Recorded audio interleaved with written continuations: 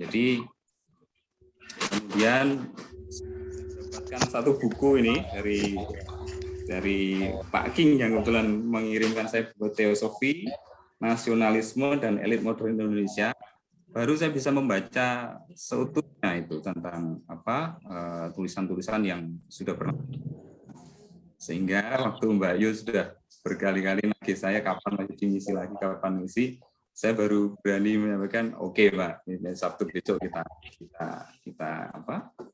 kita coba bawakan ini yang sudah ada. Kemarin sempat minta tolong Mbak Yu ini, wah, masa presentasinya sesederhana ini, kemudian akhirnya saya juga coba membuat satu presentasi yang mungkin ya, lebih menarik kata-katik gitu ya. Bisa saya share screen, Mbak, sekarang?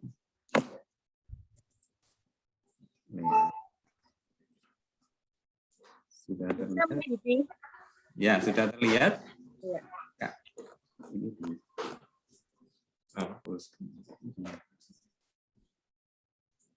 Bentar. Full screen dulu ya.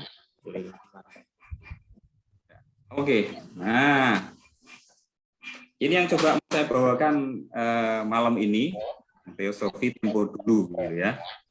Jadi ada banyak tulisan itu tentang Teosofi tahun-tahun yang lama, tahun sebelum kemerdekaan, gitu ya. Tapi mungkin sebelum saya membawakan, mungkin cerita gitu kan, punya beberapa buku yang supaya bisa membawa kita ke masa itu. Jadi yang harus kita pahami bahwa waktu tahun 1900-an jauh berbeda dengan sekarang, gitu ya. Saya membaca beberapa buku, kebetulan yang tulisan pengantarnya ada Pak Pramudi Anantatur. Ini misalnya buku ini, judulnya bukan sama, Tempo Dulu. Saya malah lupa buku ini baru saya tak ambil tadi.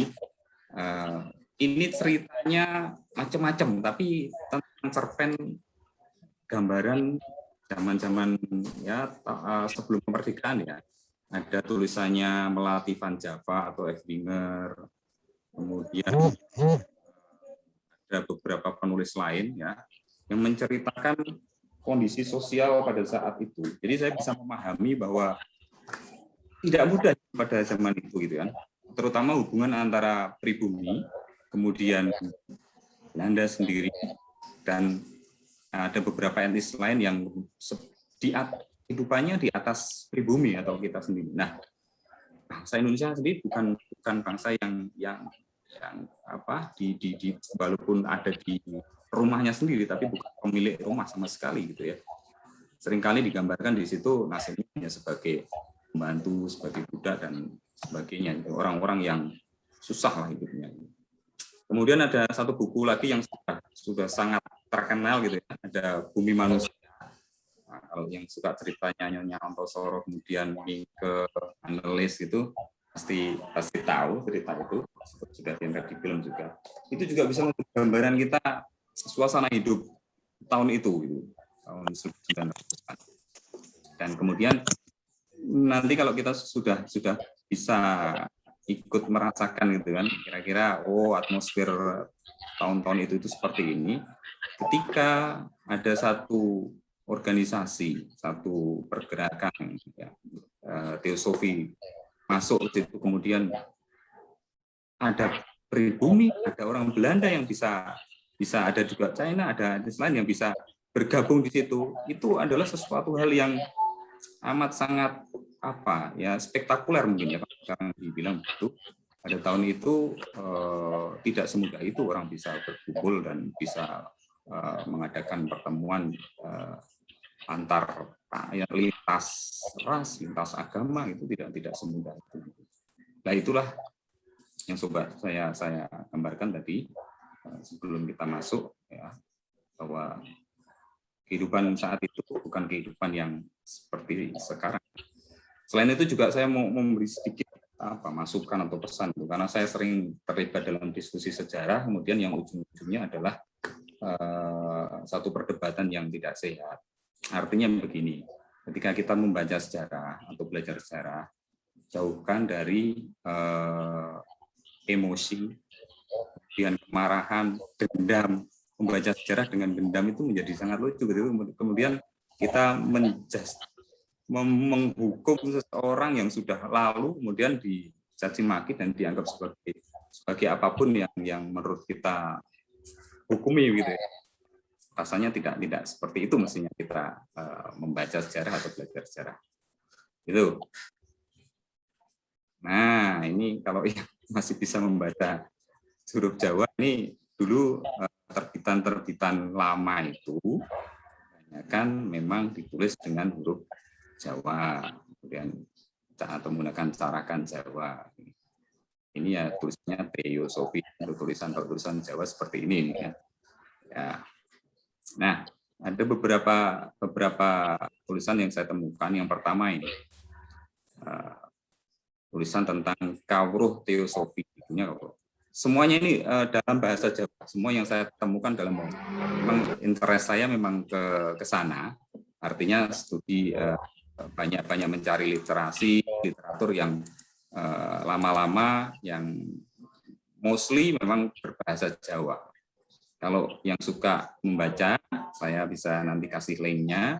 Di situ ada Yayasan Sastra Lestari, yang tapi yaitu tadi, mohon maaf, hampir semuanya tulisannya dalam bahasa Jawa, karena Yayasan Sastra Lestari ini didirikan ketika di Solo ada banjir besar, banyak sekali naskah-naskah kuno yang kemudian rusak, hancur, ataupun dibuang atau kemudian dikumpulkan oleh orang, kemudian dilakukan usaha digitalisasi terhadap naskah-naskah lama yang terkumpul itu. Nanti bisa dicari di sastra.org kalau artinya. Nah, di situ kaya sekali, ada saya senang sekali membaca, bertahun-tahun saya buka, ini nggak habis-habis saya baca itu. Nah, saat saya banyak membaca literasi atau literatur yang berbahasa Jawa atau naskah-naskah lama, saya ketemu dengan beberapa tulisan tentang teosofi seperti ini, Kawruh Theosophy. Nah, ini disebutkan bahwa ini dipetik, diambil dari kapetik saking karanganipun Tuan S.W. Peter lan Tuan Tuwin sanesipun. Nah, ini Kawruh Theosophy ini diambil dari buku aslinya, tulisan dari Peter ya. Nah, kemudian sudah dipelajari oleh Lose Theosophy Surakarta. Ini cetakan kedua, diterbitkan tahun 34. Memang sengaja saya tidak urutkan, ini tahun 34 nih, tahun 1934. Dan ini bukan tahun yang paling lama, justru paling akhir. Ketika teosofi sedikit mungkin saya sampaikan kalau yang ini, bahwa teosofi sudah pernah berdiri atau muncul di Pekalongan tahun 1881, ada juga yang menyebut 1883 ya. 20 tahun kemudian baru muncul lagi. Artinya pada awal itu tidak begitu berkembang, kemudian muncul lagi kemudian di Semarang nih, di kota saya ini. Kemudian teosofi muncul lagi di kota Semarang pada tahun 1901 ya. Sudah di Semarang dan kemudian bisa berkembang dengan baik. Artinya anggotanya bertambah terus, ada kongres-kongres yang setiap kongres selalu bertambah anggotanya. Dan sekali lagi saya sampaikan bahwa perkumpulan yang di situ dapat kumpulan orang Belanda, orang pribumi itu dulu belum ada ya. Teosofi pun lahir sebelum lahirnya Budi Utomo. Jadi seperti yang saya sampaikan kemarin waktu saya melakukan Sosro Kartono, bahwa sesungguhnya ada dua usaha yang dilakukan ketika teosofi melakukan usaha yang mendorong manusia untuk lebih egaliter gitu ya, lebih bisa menghargai keberagaman baik agama, ras gitu, dan mendorong orang-orang Eropa untuk bisa menganggap bahwa saudara yang lain yang non Eropa, termasuk kita di Hindia Belanda saat itu disebutnya begitu, ataupun di negara-negara lain di Afrika, di India, dimanapun ketika Inggris menguasai India, Teosofi memberikan dorongan supaya orang bisa menghargai orang sebagai sesama percikan ilahiyah gitu ya. Teosofi mendorong adanya persaudaraan universal yang tidak terbatas kepada ras, agama dan sebagainya. Ada dorongan itu yang sangat kuat. Kemudian di dalam bangsa kita yang sedang tumbuh, kita belum punya negara, kita juga belum mempunyai identitas kebangsaan. Bangsa itu dulu diartikan suku. Bangsa Jawa gitu ya suku Jawa itu maksudnya bangsa Jawa, bangsa itu artinya suku dulu. Tapi ketika pemahaman kebangsaan ini menjadi orang sebangsa itu karena apa sih? Karena tunggaling rasa merasa satu kesamaan nasib. Kemudian ada perluasan rasa kebangsaan ini hingga antara orang Jawa, orang Sunda, orang Bali, orang Madura, orang Maluku, orang Ambon, orang Sumatera, orang Kalimantan itu ternyata punya perasaan yang sama saat itu di dalam suasana penjajahan kolonial. Rasanya sama, susah, nggak enak gitu kan. Kemudian keinginannya sama. Apa keinginannya? Nah, sebelum merdeka ini perlu nanti kita pahami bahwa keinginan merdeka itu tidak serta-merta muncul gitu. Nanti di sini sambil kita lihat bahwa awalnya bukan itu gitu, bukan kemerdekaan yang sepenuhnya itu yang diusahakan oleh para pendiri bangsa atau para anggota pergerakan pada awalnya kan. Ini sedikit tentang isinya Kaprah Teosofi apa. Dia menyebutkan bahwa Teosofi itu tidak mengemukakan tentang agama aja, jadi tidak membahas tentang agama, juga tidak membahas hanya tentang kasampurnan, ilmu kasampurnan gitu ya. Bahwa Teosofi ini adalah sesuatu yang lain. Coba ditampilkan waktu itu di Kaprah Teosofi ini disebutkan bahwa Teosofi itu mencoba memberikan suatu warna yang baru gitu dalam pemahaman kehidupan masyarakat. Kita tahu bahwa ranah studinya adalah filsafat, kemudian ilmu pengetahuan atau sains gitu, dan yang satu spiritual tentang spiritual. Nah, ada yang menarik bahwa kenapa kemudian Teosofi menjadi sangat erat dengan Jawa khususnya atau masyarakat Jawa gitu ya. Kalau di bukunya Iskandar Penugraha ini disebutkan bahwa perekatnya adalah kebatinan, karena orang Jawa atau orang-orang di Nusantara ini senang sekali dengan ilmu kebatinan. Ya, kita bisa memahami bahwa situasi prihatin yang sangat itu, mencari kebahagiaan tidak bisa dilakukan dengan mencari kebahagiaan lewat hal-hal yang seperti realistik. Sementara yang di Eropa, yang di barat sana, justru dengan Teosofi ini ada suatu usaha supaya mengingat kembali ilmu timur atau kebijakan timur agar orang tidak terjebak dalam suasana hedonisme materialistik begitu. Jadi ada dua dorongan yang diberikan Teosofi pada orang Barat sendiri, orang Eropa sendiri, supaya keluar dari kehidupan yang hedonis dan materialistis, kemudian bermain di dalam supaya kekeringan jiwa itu terisi dengan belajar atau mempelajari kebijakan timur. Nah, di sini di Indonesia yang pada suasana terjajah tadi, sebenarnya tiap merasakan keprihatinan yang sangat, sehingga kebahagiaan itu dicari. Keprihatinan ya salah satunya dalam kebatinan itu. Disebut bahwa kebatinan adalah cara ala Indonesia ya untuk mendapatkan kebahagiaan.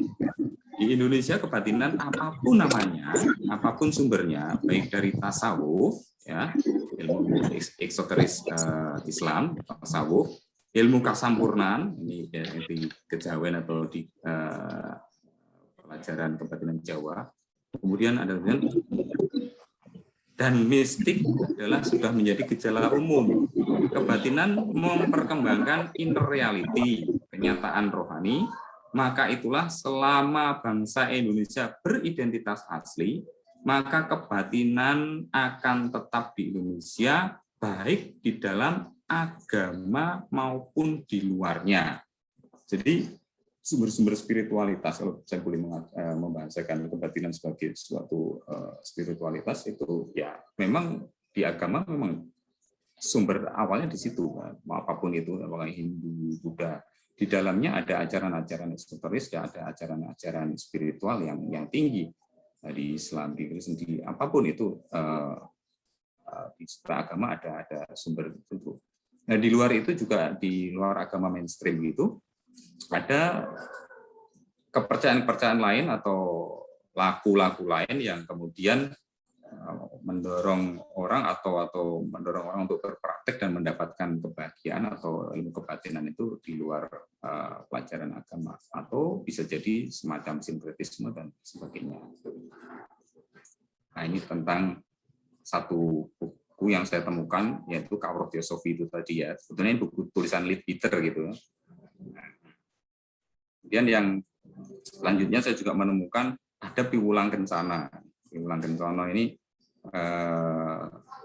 kalau saya scroll ke bawah, nah di awalnya nggak muncul kalau itu ininya Teosofi, tapi ketika saya membaca di bawahnya ada PB 1889, ini tulisan yang jauh lebih tua, ya.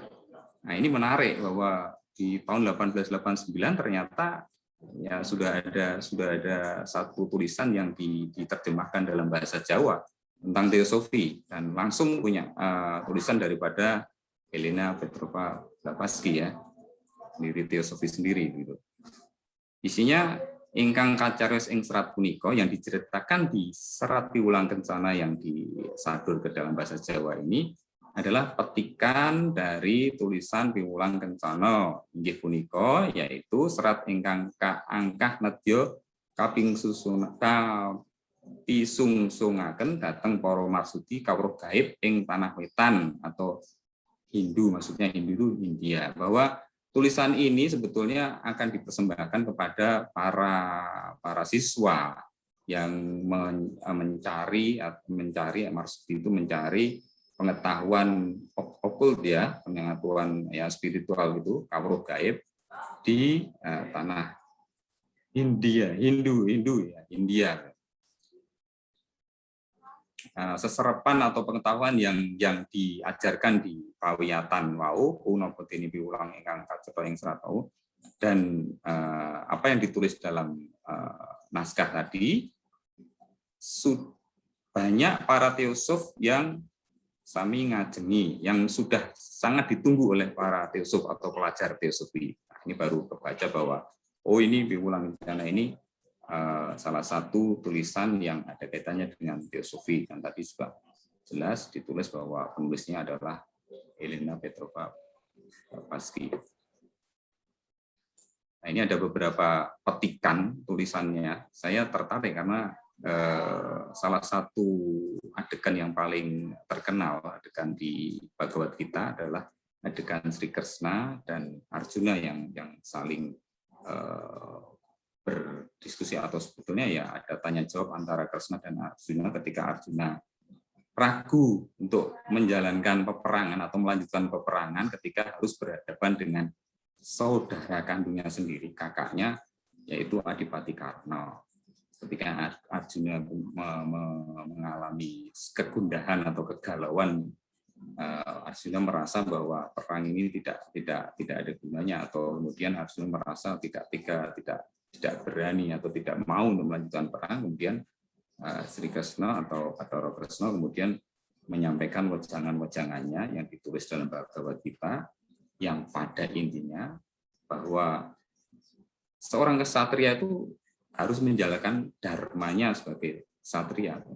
Ya, dorongan Krishna hanya jalankanlah dharmamu untuk menjalankan dharma ksatrianya sendiri, dengan penjelasan banyak hal tentang sang aku dan sebagainya di dalam Bhagavad Gita.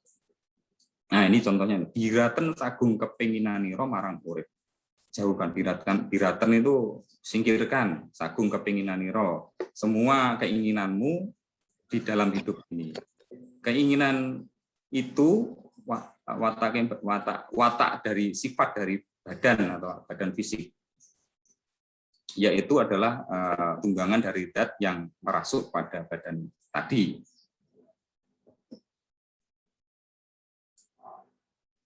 Bukan dudu watak ingkang pribadi, bukan watak yang pribadi yang sesungguhnya langgeng, tidak bisa terkena oleh rusak atau oleh kematian. Tidak bisa rusak, juga tidak bisa terkena kematian. Ya. Itu kira-kira gitu, banyak sebetulnya kalau ini mau diterjemahkan ini. Nanti yang masih bisa berbahasa Jawa silahkan membaca dan memahami.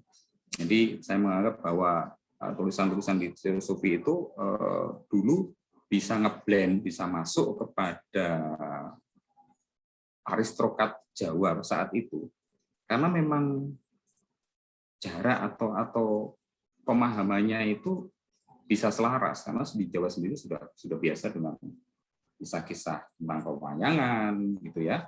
Jadi ketika yang disampaikan itu juga melalui wayang, gitu, sesuatu yang sebetulnya sudah dipahami oleh orang Jawa, gitu. Jadi tidak ada gap yang terlalu susah atau sesuatu yang baru sama sekali, itu tidak, justru itu adalah suatu hal yang sudah biasa dipahami oleh Jawa. Yang menjadi daya tarik selanjutnya adalah nanti kita bahas di masa selanjutnya yang saya temukan. Nah, ini piwulang teosofi. Kalau yang pertama tadi Kawruh, ini ada juga namanya piwulang teosofi. Kembali yang menulis adalah Leadbeater sebetulnya.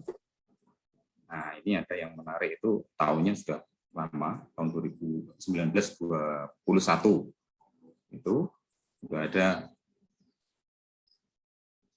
penerjemahnya adalah Presiden Lose Wonogiri. Lose itu logi, kalau dulu ada logi, kalau yang di buku-buku dalam bahasa Indonesia disebut logi. Sekarang sanggar mungkin ya, di teosofi ada sanggar teosofi di Semarang, di Surabaya, di mana. Kalau dulu ada langsung sudah sampai Wonogiri. Wonogiri kalau kita tahu sekarang ya begitu Wonogiri ya. Tapi saat itu di Wonogiri pun sudah ada satu logi teosofi, artinya sudah ada pelajar teosofi di sana dan ada organisasi di sana yang kemudian presidennya atau ketua teosofi di sana melakukan terjemahan buku piwulang teosofi dari bahasa Belanda mestinya kemudian tinembungaken Jawi, dibahasakan dalam bahasa Jawa. Kaacap ing pangecapan Sinjahu Enson ing Surakarta tahun 1921. Jadi cetaknya di percetakan ini Sidianhu dan Enson ini di Surakarta tahun 21. Nah, adapun sedikit isinya ada pembuka ingkang nembukaken Jawi serat punika nyuwun pangaksama, bahwa yang menerjemahkan ke dalam tulisan Jawa ini, Jawa memohon maaf kepada seluruh pembaca. Dini kamapurun pumopurun angahan nyoro jaweaken serat tembung walandi wah bab ngilmi kasukman. Jadi memohon maaf karena telah berani atau merasa mau dan berani untuk menerjemahkan dari bahasa Belanda kepada bahasa Jawa hal atau bab tentang ilmu kasukman. Adapun kemauan tadi itu bukan disebabkan karena merasa pandai berbahasa Belanda gitu, ya, tetapi karena memahami bahwa pengetahuan kasukman, pengetahuan tentang kasukman itu tetapi lebih terbawa oleh keinginan yang sangat kuat mengharap bahwa kawruh teosofi atau pelajaran teosofi ini kemudian bisa sumebar ing tanah Jawa, supaya bisa tersebar di tanah Jawa. Serta juga karena Pandegel itu desakan dari saudara-saudara kita di Jawa yang ingin mengerti tentang bahasa Belanda, juga ingin ngudi kawruh, ingin belajar tentang kawruh teosofi tadi. Nah, itu motivasi penerjemah waktu itu adalah tilas presiden, tilas berarti mantan ya, bekas presiden Loji Wonogiri yang bernama Harjo Saputro. Itu.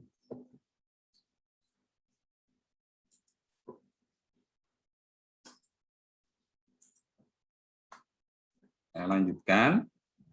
Ada yang lain. Nah, ada ternyata selain tahun 21 tadi, 1921, ada satu tabloid yang dicetaknya tidak cuma, kalau tadi buku-buku ya, kawruh teosofi, kemudian diulang teosofi itu bentuknya buku.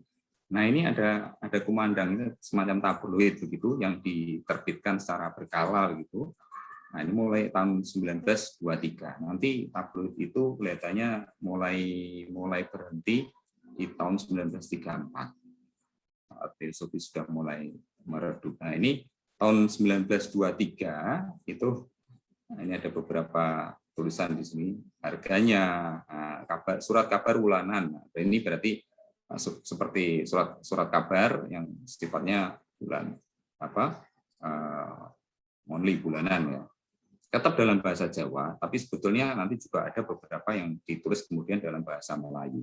Nah, itu juga kita bisa melihat bahwa pergeseran bahasa, atau ketika rasa kebangsaan ini meluas, tidak hanya dimiliki orang Jawa. Tadi saya sampaikan bahwa ketika orang Jawa, orang Sumatera, orang Kalimantan, orang Ambon itu merasa semasif, kemudian mereka mencari juga bentuk bahasa yang bisa disepakati, walaupun pada awalnya sebetulnya hampir semua tulisan itu dalam bahasa Jawa, tapi kemudian bergeser ke bahasa Melayu, komunikasi yang dipakai kemudian bahasa Melayu. Ada peran teosofi juga di situ, bahwa kemudian menggunakan bahasa Melayu ini dalam pengantar pertemuannya.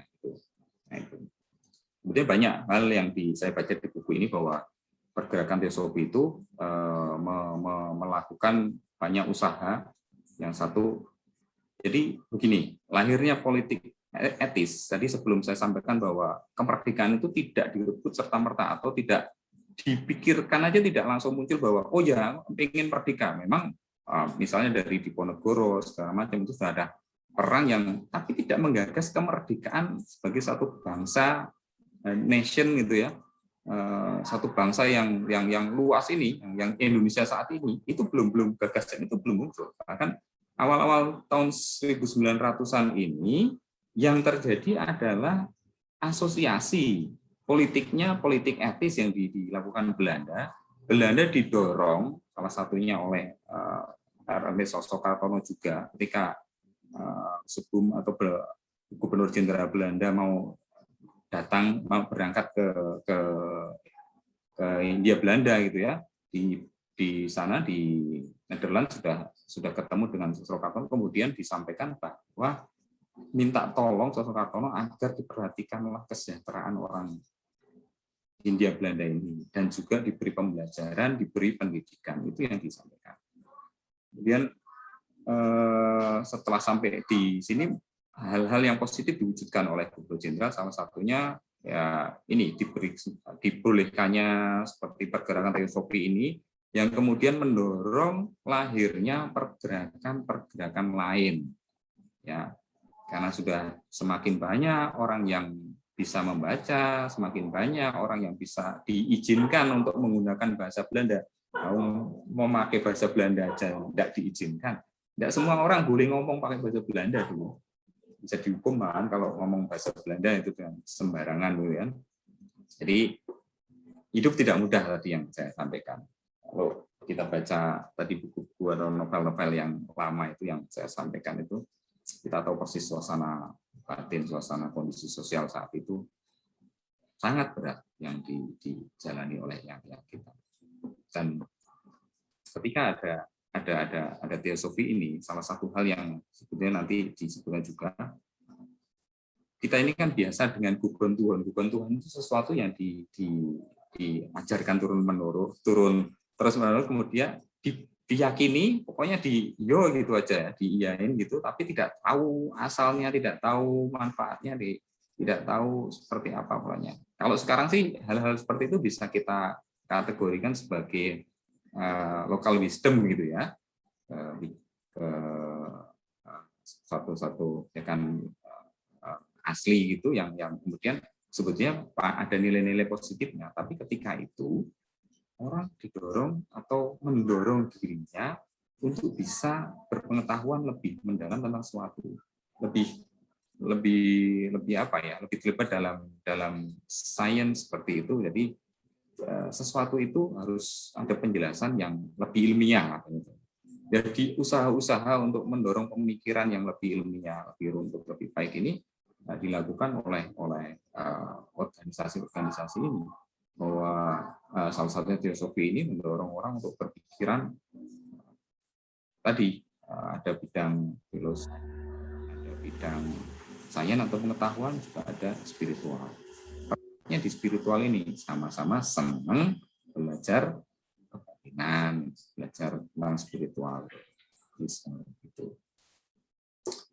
Ini saya nggak tahu ini apa, golden mungkin ya. Angsal-angsaling arto lengganan tuin prabdiyo ingkang 25%, 25%-nya dari penghasilan ini, menjual tabloid ini, akan didharmakan, akan disumbangkan kepada losji atau sentrum di mana yang membutuhkan. Ini salah satu isinya tahun 1925. Yang menjadi administrator saudara Lim T. Liang. Nah, ini orang Chinese. Jadi yaitu, jadi kalau membaca cerita yang lama itu, bahwa orang pribumi itu kastanya di bawah orang Belanda, di bawah orang peranakan gitu ya. Nah, itu yang memang terjadi secara ini, kecuali kaum ningratnya, kaum aristokratnya aja yang mempunyai kedudukan yang relatif lebih nyaman atau lebih sama. Tapi secara umum masyarakat itu ada di posisi paling bawah.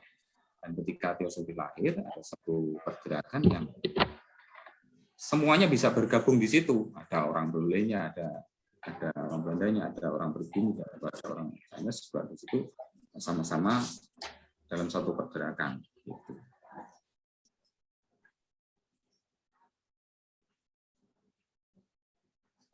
Nah, kemudian tahun 25, tahun 24 sampai tahun 30, pemandangan teosofi itu selalu terbit, masih terbit, masih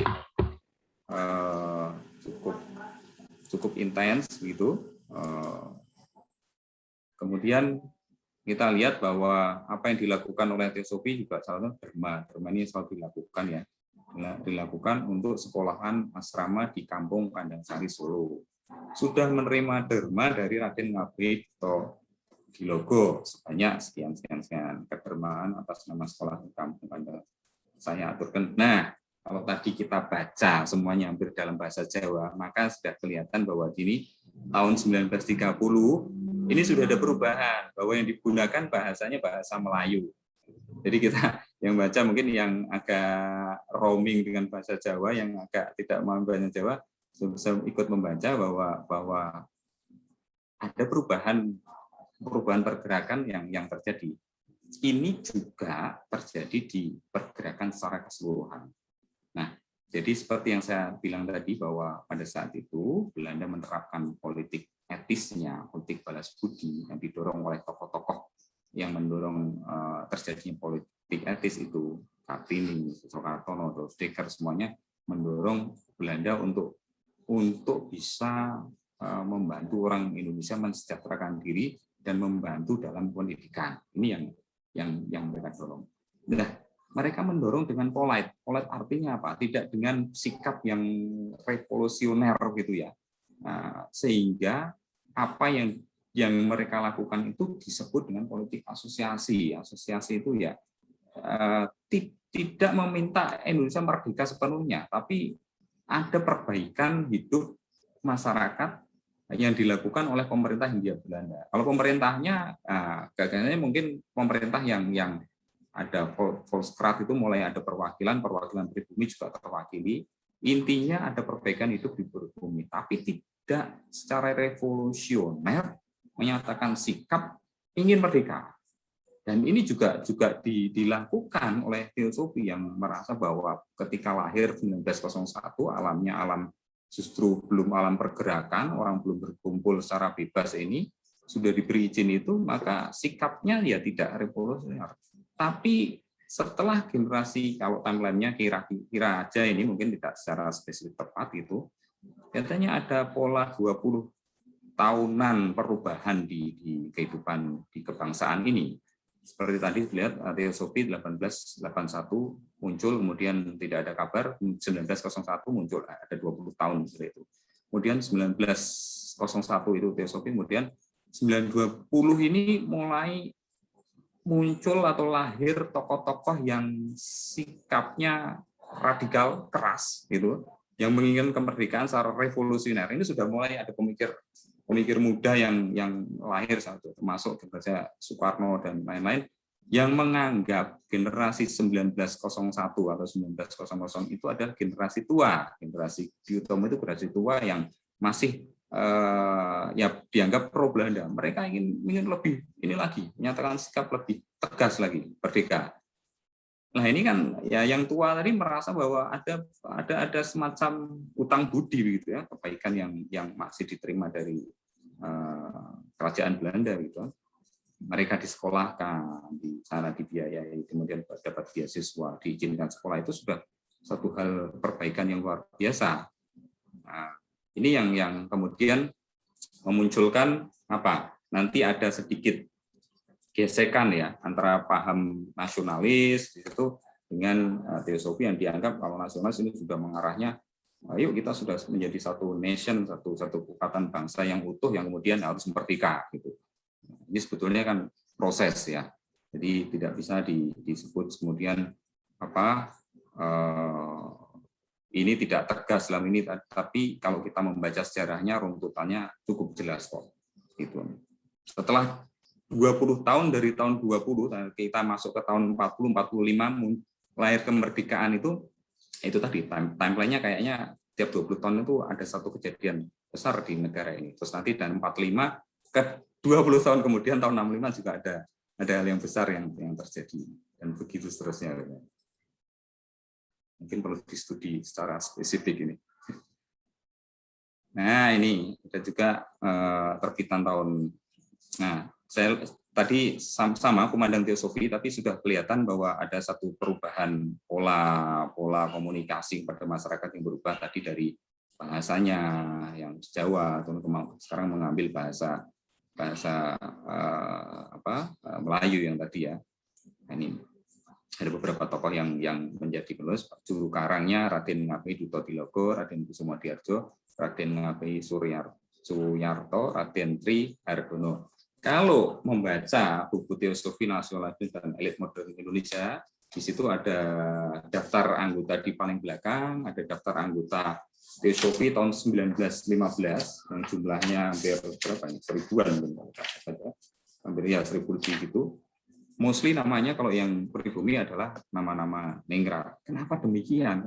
Karena memang kesempatan yang diberikan waktu itu bukan kesempatan yang diberikan yang sama ya antara orang umum awam dengan orang yang aristokrat itu berbeda. Kesempatan belajar, kesempatan untuk berkumpul gitu berbeda. Jadi yang masuk ke dalam perkumpulan teosofi ini rata-rata adalah ningrat, bukan ningrat Jawa Tengah aja, tapi di Jawa Barat juga seperti itu, di daerah Sumatera begitu, sampai di Langkat ada, di cabang Langkat saya itu ada Radato ataupun nama yang ada gelar-gelarnya itu yang menjadi anggota Teosofi saat itu bersama dengan orang Belanda dan beberapa orang Chinese juga ada.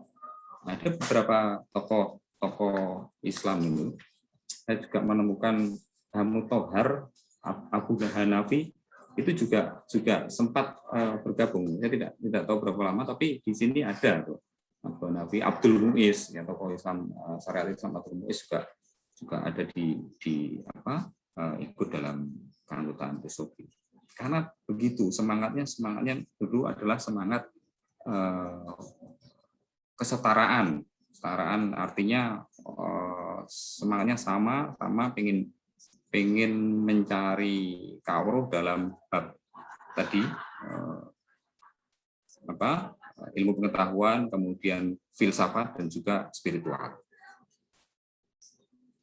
Nah, ini ada beberapa hal menarik, misalnya apa kang ringu iku ora podo karo kang tinuru. Apa yang didengar itu belum tentu sama dengan apa yang dilihat. Ojo mung ngandel tok marang apa kang tinuru. Jadi Teosofi itu mendorong orang supaya tidak hanya percaya buta terhadap tentang sesuatu, jadi didorong untuk lebih maju, masyarakat didorong lebih maju agar mereka mau semakin berpikir, semakin memahami sesuatu lebih detail. Jam berapa ini Mbak Yu? Aku tak full screen jadi nggak ngelihat jamnya ini di bawah. Ini sedikit gambaran buku yang saya masih jam 9 kurang. Jam 9 ya? Jam 9 kurang? Kurang 10. Nanti ya sebelum tanya jawab saya pengen Pak Wid nanti kalau saya membawakan tempo dulu. Tadi saya sudah bilang sama Pak Wid, Pak Wid ini yang nanti akan menyampaikan sedikit Teosofi saat ini dan Teosofi masa depan gitu kan. Saya yang tempo baca. Oh iya. Baik, iya. Nah, nanti kalau sebelum saya jawab kira-kira 1/4 jam lagi ya Mbak. Nah, mungkin ini nanti nanti ya biar Pak Wid menyampaikan seperti apa sih ya, mumpung banyak teman-teman yang gabung ini Teosofi seperti apa sih yang saat ini dan depan gitu. Sebaiknya nanti Mas sebentar Pak Wid. Spesial khusus satu sesi materi nanti khusus untuk Teosofi saat ini dan ke depan, rencana ke depan. Berarti enggak malam ini? Oh enggak, sedikit saja. Nanti sini bukan saja biar teman-teman. Soalnya saya melihat banyak teman-teman yang terutama teman-teman saya mungkin yang memang kurius pengen lebih tahu tentang Teosofi, wah mungkin bisa mendapat informasi tambahan. Ya. Nanti. Kalau berkenan menambah sedikit ya Mas Didi ya. Jadi Teosofi saat ini sepertinya kita iri lah ya dengan kejayaan masa Teosofi ketika masih bernama NITB begitu. Tetapi kondisi saat ini itu tidak hanya terjadi di Indonesia, tetapi juga terjadi di Teosofi dunia. Jadi ketika saya menghadiri Kongres Internasional di Adyar, jadi di pusat sana itu kita melihat itu ada masa-masa kejayaan Teosofi. Mungkin saat itu adalah sama juga. Jadi saat itu kalau tidak salah di kepemimpinan Habibie dan Ani Besan gitu ya, itu di pusat di posisi yang paling besar. Ketika di sana memang masih terlihat itu kompleknya sangat besar, seperti hutan gitu, memang didesain seperti itu, dan ada bangunan-bangunan yang terlantar, bangunan-bangunan besar terlantar. Gitu. Yang menarik memang ketika di sana itu terasa lah bahwa visi dari Teosofi dengan 3 tujuan pokoknya itu sangat kental dan terlihat. Di kompleks itu semua bangunan agama, jadi semua agama itu ada. Perpustakaan juga begitu, menampung semua ilmu pengetahuan. Dan sampai saat ini yang luar biasa adalah yang masih aktif betul itu adalah perpustakaannya. Gitu. Itu berseberangan, jadi kalau kita ke perpustakaan itu kita harus menyeberang jalan, dan dari perpustakaan itu kalau lebih ke selatan sedikit itu ada pusatnya kegiatan Krishnamurti. Nah, saat ini sebetulnya Presiden Theosophy pada saat saya hadir di Kongres Internasional tersebut, yaitu Tim Boyd, itu sebetulnya luar biasa. Jadi saat itu kita berencana bersama untuk bagaimanakah mengembangkan teosofi ini menjadi lebih besar. Akan ada sentra-sentra pendidikan dengan mengambil menggunakan tanah teosofi yang besar di sana. Nah, di Indonesia pun begitu. Kita kan 2 periode ya. 2 periode ini sudah periode pertama yang kita lakukan kita adalah membenahi ADART kita, Mas Yudi. Jadi ADART, jadi bagaimana legal formal dari teosofi di Indonesia itu terurus. Sekaligus pada saat itu ADART kita sangat sederhana sehingga memungkinkan pengurus-pengurus ini menggunakan bahkan menguasai aset. Ini agak sebetulnya agak nggak perlu diutarakan dalam ya, karena internal teosofi. Tapi nggak apa-apa. Jadi kita benahi itu ADART-nya. Hingga ADART kita saat ini cukup lengkap begitu, dan menurut saya itu justru terlalu lengkap sehingga kita sulit memahaminya.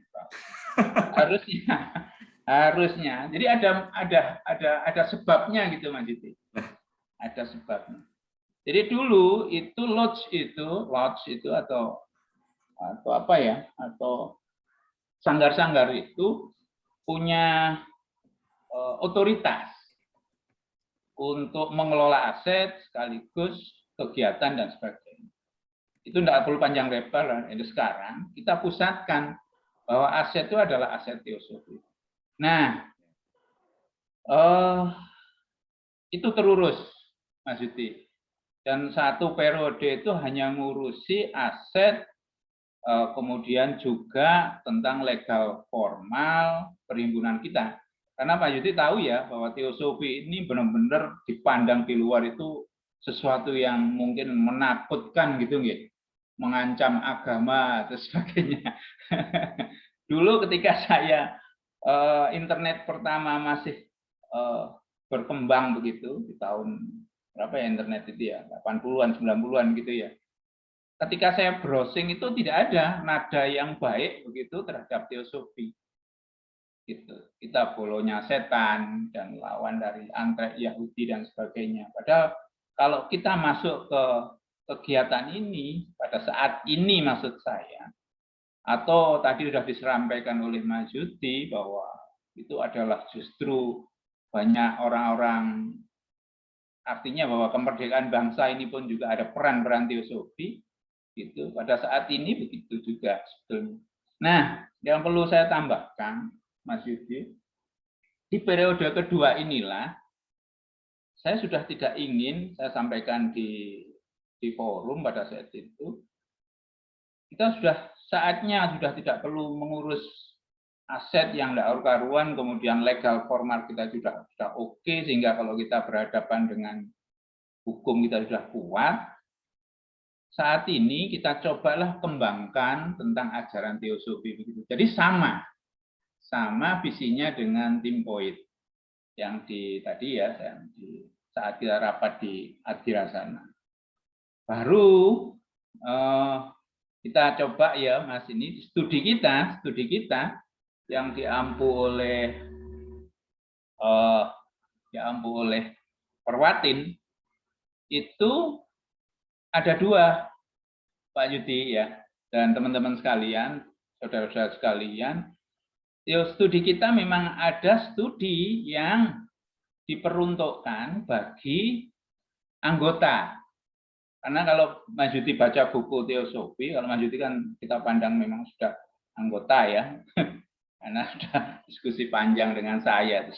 Jadi paham, ada buku-buku teosofi itu yang ketika dibaca, karena sudut pandang kita tentang ketuhanan itu agak berbeda, kita memahaminya emanasi begitu ya. Sementara agama itu adalah tidak seperti kita ya, Tuhan itu hanya adalah mencipta, agak beda. Jadi salah satu contoh itu rawan itu hanya di pengantar di Blavatsky, itu ada buku pengantar beliau itu tentang cara berdoa saja. Mohon maaf nih yang karena sudah ikut. Kalau agama-agama kan kita memohon kepada Tuhan. Begitu ya. Hai Tuhan di atas sana, sembuhkan saya, beri saya rezeki dan sebagainya. Kalau di teosofi tidak, karena kita itu adalah bagian peletik Tuhan itu. Tuhan yang membabar itu dan seterusnya. Nanti silakan Bapak Ibu yang ingin memahami konsep-konsep dasar spirit teosofi, kami persilakan untuk ikut basic ya. Jadi kalau teosofi itu adalah mewujudkan kehendak Tuhan. Jadi kan berlawanan Mas Yudi ya. Gitu. Dan pada pemahaman keagamaan yang sudah cukup advance sebetulnya tidak terlalu berbeda, Pak. Iya, tetapi inilah Mas Yuti yang kita katakan ini harus disampaikan pada forum yang ketika sudah menjadi anggota, begitu. Nah, kemudian ada forum umum, ya yang seperti saat ini, ya Mas Yuti ya. Ya. Ini adalah forum-forum di mana seluruh anggota maupun pihak-pihak luar dapat berkenan untuk bergabung bersama, berdiskusi bersama. Nah, ke depan, Bapak Ibu sekalian, kita tetap bahwa terakhir nih ya Mas Yudi ya, nanti kalau ingin detail saya coba satu sesi. Iya, Pak punya sesi sendiri nanti. Iya, ini kan saya hanya trigger. Ke depan tetap sama, Mas Yudi. Saya selalu sampaikan kepada seluruh pengurus dan anggota bahwa visi kita adalah 3 tujuan pokok teosofi. Gitu ya. Karena kita yakini teosofi ini dibentuk oleh para master dan divisikan untuk kehidupan yang akan datang. Spirit. Jadi pemahaman para master bahwa sebetulnya pemahaman teosofi itu belum saatnya. Tapi memang ditujukan untuk menyongsong masa depan. Gitu. Saya kira itu Mas Yudi, tambahannya nanti siap untuk menyampaikan satu sesi tersendiri gitu tentang atur nuwun. Muncul. Ya, akhirnya muncul satu sesi yang nanti yang akan lahir. Terima kasih Mas Yudi. Ya. Ya, terima kasih. Nah, ini mana tadi? Nah, ini gambar-gambar ini buat kita, Bang. Ini Pak Imam, ya, ada pertanyaan? Bukan, interupsi aja sih. Ya. Perihal anggota. Mas Yudi sudah jadi anggota teosofi? Saya.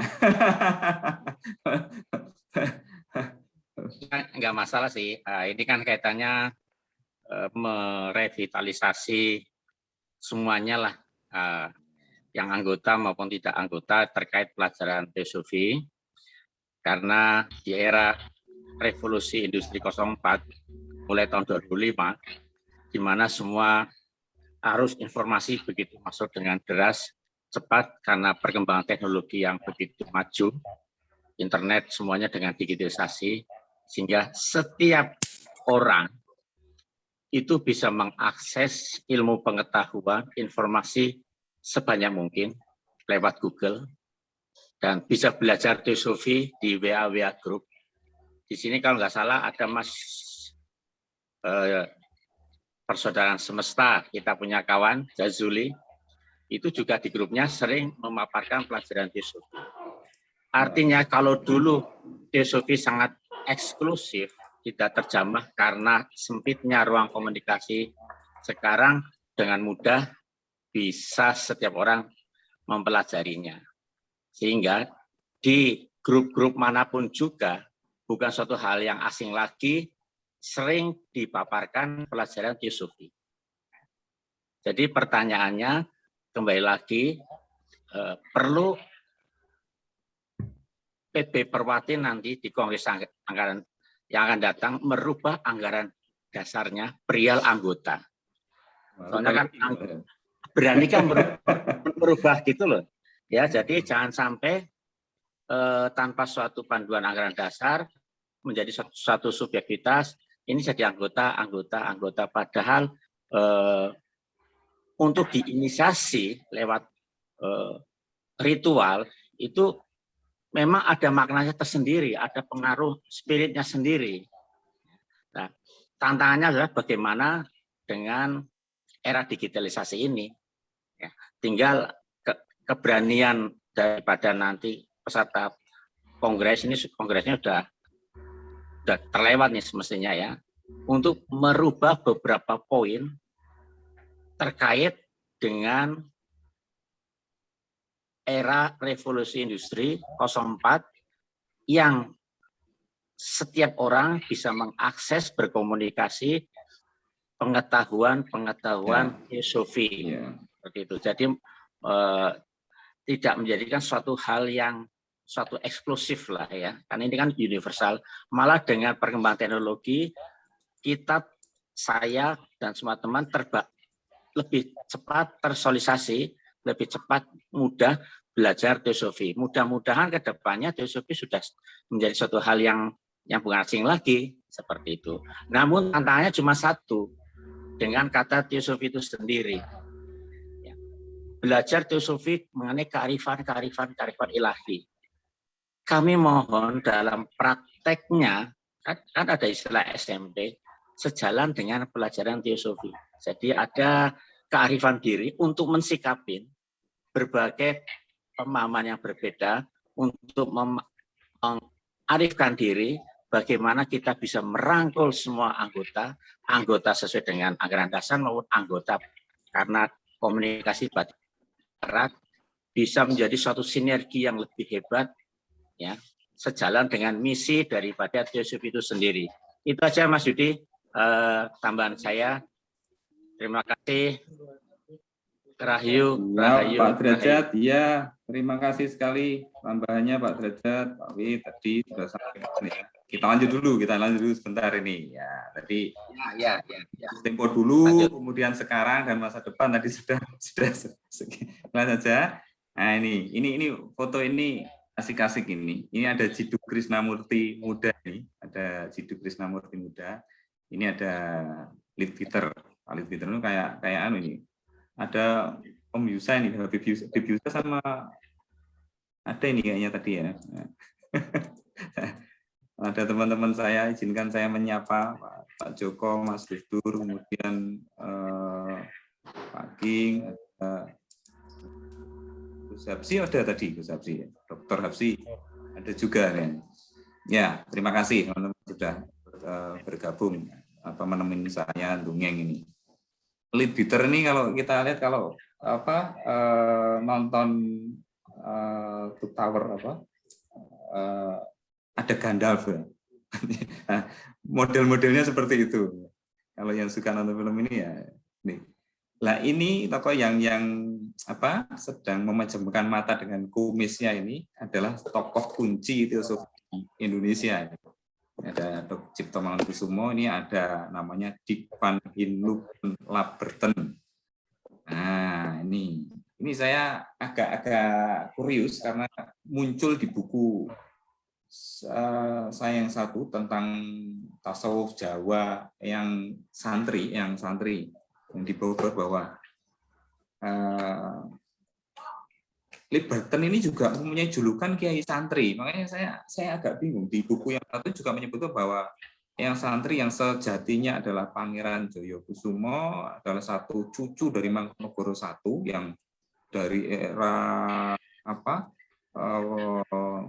Diponegoro hidupnya panjang sekali, usianya hampir 150 lebih itu, masuk Ciranjingan, yang kemudian bersembunyi di Gunung Salak itu panggilannya juga Kiai Santri. Dan di dalam buku yang membahas tentang Pangeran Joyokusumo atau Kiai Santri ini disebut beliau membiayai dari Sumpah Pemuda atau apa. Artinya beliau ada di pergerakan karena sebetulnya Liberton ini juga sering tuan ke sana di Gunung Salak. Liberton, Cipto Mangunkusumo, kemudian Sosro Kartono, Ndoro Purbo, Puja, kemudian hampir semua tokoh-tokoh yang zaman itu, Hos Cokroaminoto, itu berguru belajar dari tokoh sepuh Pangeran Dioskusumo atau yang santri tadi yang di Cidahu Gunung Salak tadi.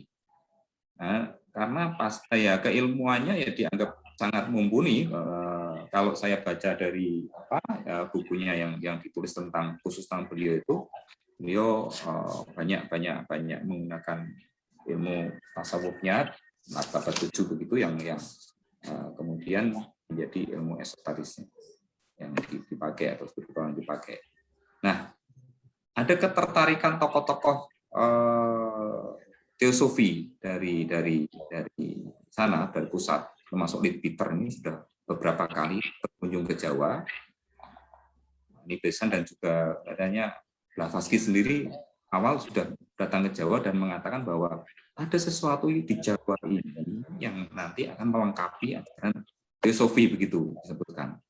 Kalau Liberton menulis tentang sejarah gaib tanah Jawa, saya ingat itu buku yang saya baca itu, PDF yang saya baca itu banyak mengulas tentang kunjungan beliau ke Borobudur dan di Dieng, yang mengatakan bahwa dia di situlah pusat-pusat energi spiritual di Jawa. Bahkan ketika beliau masuk ke Selat Malaka itu, menurut kisahnya sudah disambut oleh dewa besar, dewa agung dari tanah Jawa yang kemudian berkomunikasi secara batin dengan beliau. Jadi orang teosofi ini dulu ya mengembangkan sisi esoterisnya memang mendalam ya. Jadi mungkin sedikit berbeda dengan yang sekarang itu, yang saya pahami bahwa ketika saya mengikuti studi teosofi, meskipun belum anggota, tapi saya sering mengikuti studi dulu, Derajat itu Bapak Ardi memberikan materi atau apa, saya sangat tertarik dengan studi teosofi karena mempunyai sudut pandang yang berbeda gitu kan, ada hal-hal berbeda yang diajarkan memang. Nah, ini menarik, jadi sangat menarik dengan untuk pemahaman yang lebih lanjut, kearifan ilahi. Sama kelihatannya gen Jawa, gen kita, saya nggak tahu gen kita, gen Nusantara itu gen yang tertarik dengan hal-hal yang okult, yang mistis gitu ya.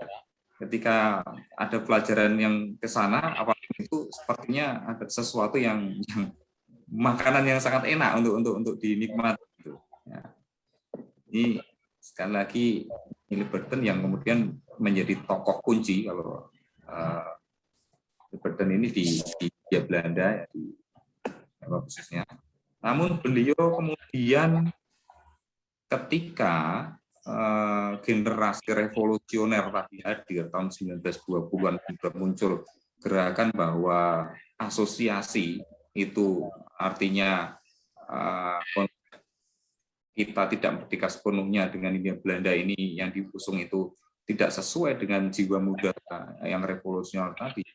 Beliau kemudian memutuskan meninggalkan Hindia Belanda dan pergi ke Jepang kayaknya, dengan pesan bahwa beliau melanjutkan dharma di tempat lain. Tahun 1929 Liberton meninggalkan Hindia Belanda. Begitu kira-kira ceritanya, dongengnya. Nah, ini tadi tentang Gugon Tuhon. Gugon Tuhon itu di Jawa sudah menjadi umum bahwa aja ini. Nah, itu yang dulu seperti itu, walaupun sekarang frame kearifan lokal yang itu juga diperlukan, tapi dulu itu membatasi pemikiran kreatif, membatasi pemikiran intelektual, dan itu harus didorong, bukan dikesampingkan ya. Artinya Gugon Tuhon ini tidak serta-merta harus dipercayai, tapi harus dirunut dengan nalar supaya bisa diterima oleh generasi yang tadi revolusioner, generasi yang sudah berpengetahuan lebih maju.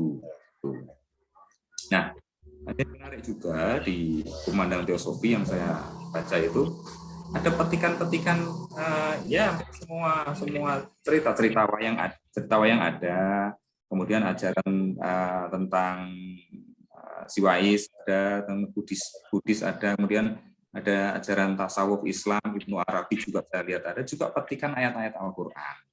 Al-Quran beberapa kali ini saya petik dan saya posting gitu di Facebook dan ini bahwa tahun 30, April tahun 1930, Sri Abdullah ini namanya, beliau dari Purwokerto, itu menulis di Kumandang Teosofi, ditulis di Kumandang Teosofi tentang intan jumrud. Intan jumrud itu intan zamrud, jadi jumrud kalau ya, petikan Al-Qur'an padha uripa kalawan rukun ing antan raniro siji karo sijine. Ya, bukan tentang kerukunan yang ditulis di Al-Quran dengan ayatnya yang seperti ini dituliskan dalam bahasa Jawa. Menawa sira padha karep marang pirukun, purutono karepe marang pirukun iku. Kalau kalian memang berkeinginan untuk saling rukun, ya ikutlah keinginan pada kerukunan itu. Kawulane zat maha murah iku kang lumaku ana ing kalawan alusing budi. Nah, bagaimana ayat-ayat yang diambil adalah ayat-ayat yang berkaitan dengan keutamaan budi atau perilaku ya. Kalau dulu memang para leluhur kita itu lebih mengedepankan sikap atau perilaku yang atau budi yang luhur. Menawa katakan piolo bila datang sesuatu yang tidak baik, tolaan kalawan dalan kang luwih becik. Artinya ketika menemui sesuatu yang tidak baik dalam diri kita, tolaklah atau lawanlah itu dengan jalan yang lebih baik. Sarono patrap kang mangkono, wong kang maune dadi satruniro, dengan begitu orang yang memusuhimu akan menjadi mitramu yang baik. Selatua kang becik marang manungso, berbicaralah yang baik kepada sesama manusia. Kira-kira begitu. Banyak hal sebetulnya di dalam Al-Quran memesankan kebaikan moral. Jadi sebetulnya ketika melihat ada posisi misalnya yang radikal dan sebagainya, banyak juga tuntunan yang kehalusan budi. Kadang-kadang bagaimana orang belajar dan yang seperti apa yang dipelajari. Kira-kira begitu. Nah ini cerita tentang Liberton yang tadi saya ceritakan, Dirk van Hinlopen Liberton tadi, ya, itu memang gagasannya asosiasi tadi yang sudah saya sampaikan, bahwa politiknya gagasannya asosiasi, karena orang-orang generasi tua merasa bahwa pemerintahan Hindia Belanda ini juga sebetulnya baik, itu masih berusaha mempertahankan adanya pemerintah Hindia Belanda, sementara kaum muda itu sudah ingin supaya Indonesia sepenuhnya merdeka begitu ya.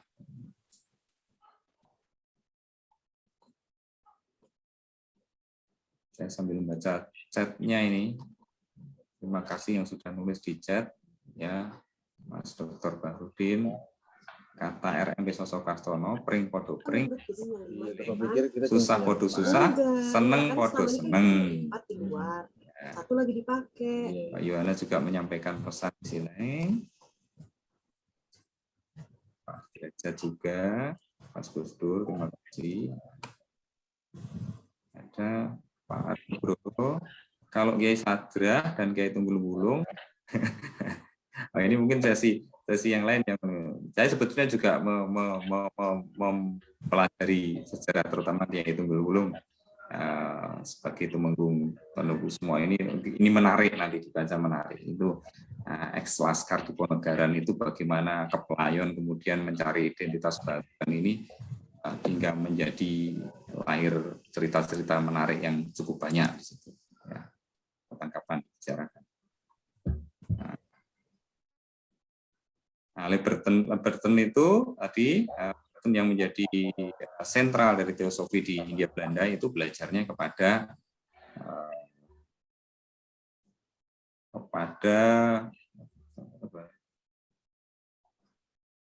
Leadbeater, dari susah ya, kepada Leadbeater belajarnya langsung kepada salah satu pimpinan teosofi. Nah ini ada satu foto menarik juga.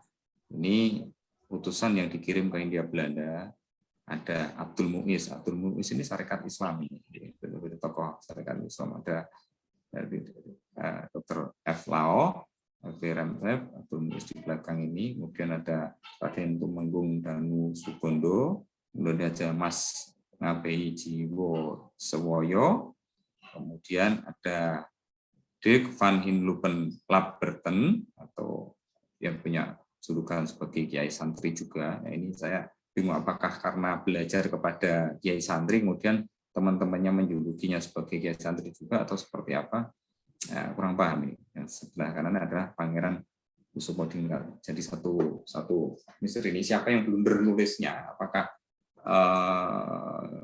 benar yang di satu tulisan tentang Kiai Santri yang Pangeran Josokusumo itu membiayai satu awal dari persiapan Sumpah Pemuda, atau sebetulnya yang membiayai itu adalah Labberten ini, karena yang lebih sering Kiai Santri Labberten ini ya, karena yang lebih sering berkomunikasi atau berkumpul dengan tokoh-tokoh pergerakan itu beliau timbang Kiai Santri. Tapi Kiai Santri juga mengajar, semua tokoh pergerakannya diajar juga oleh Kiai Santri. Nah, ini masih perlu pendalaman. Itu saja kelihatannya yang bisa saya sampaikan malam ini. Kita menelusuri sejarah, tadi saya sampaikan pada awal bahwa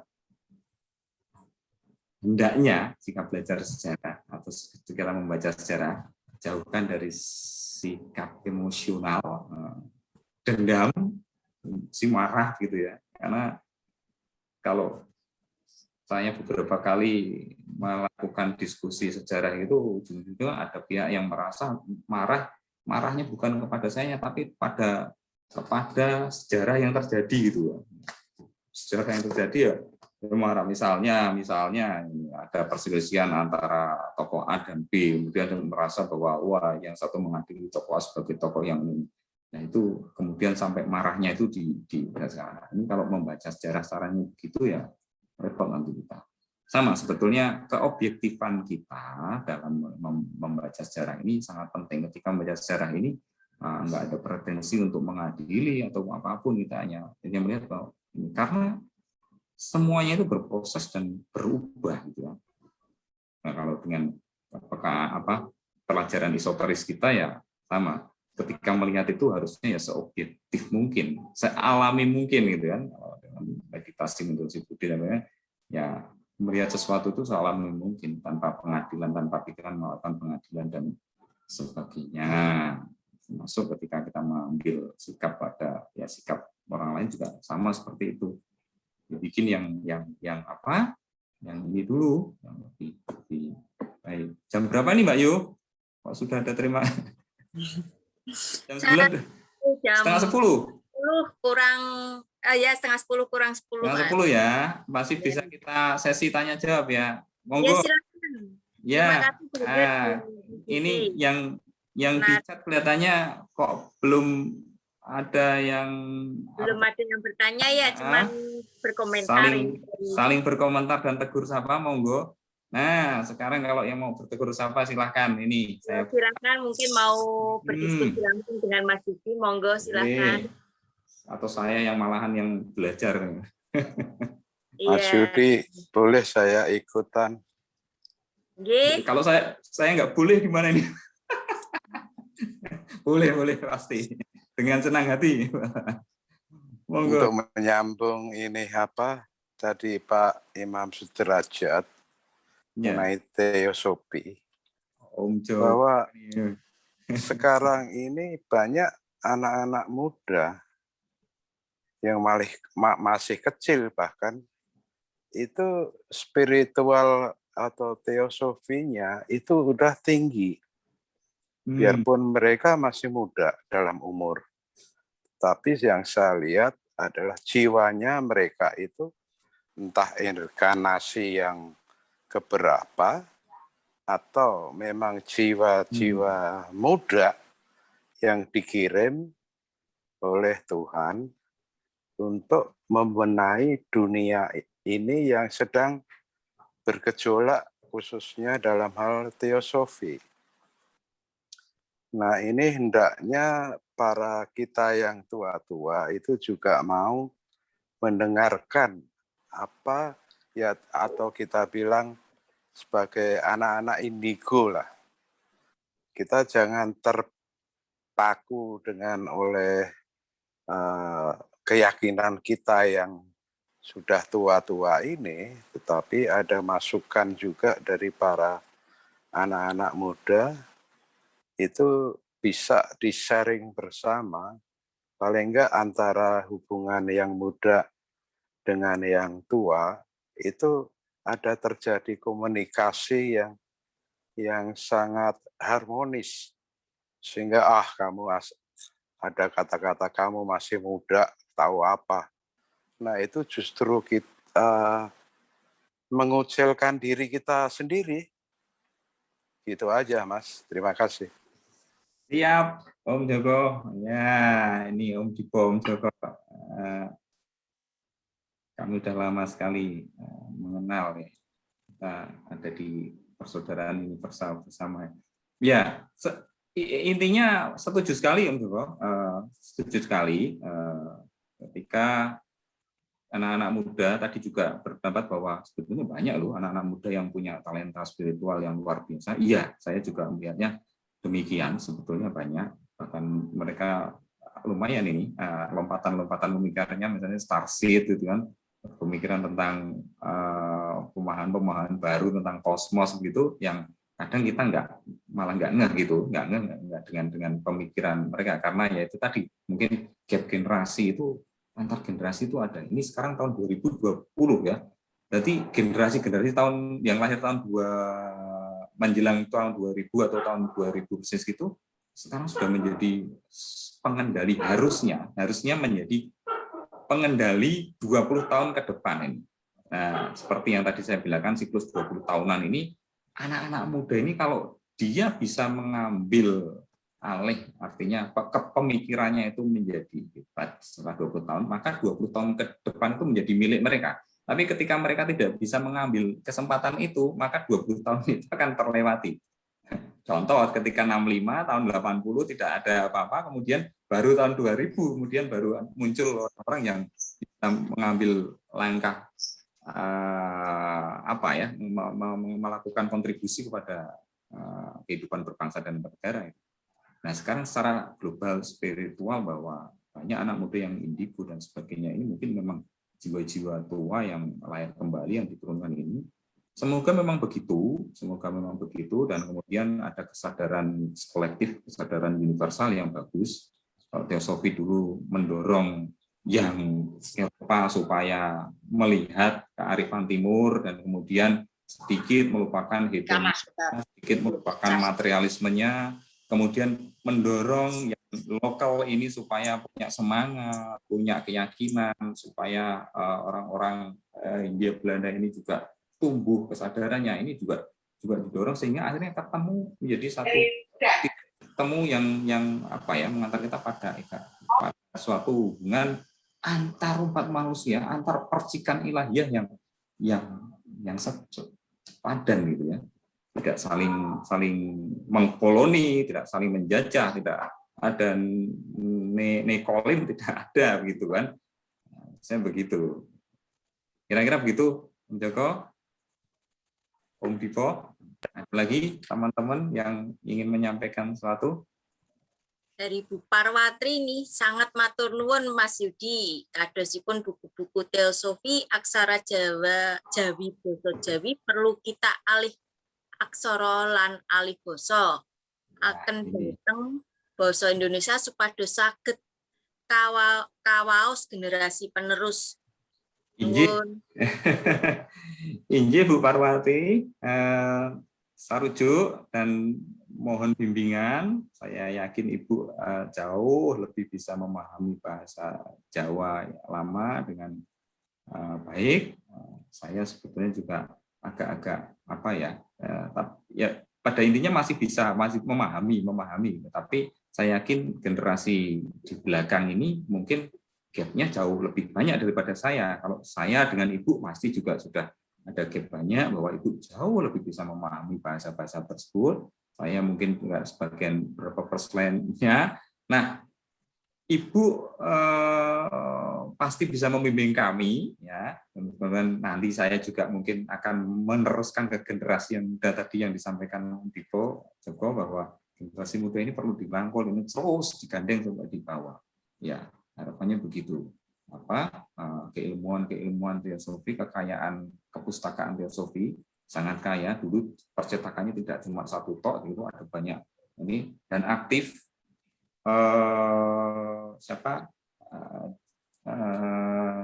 Selain Abdul Muiz, lupa, itu juga banyak menulis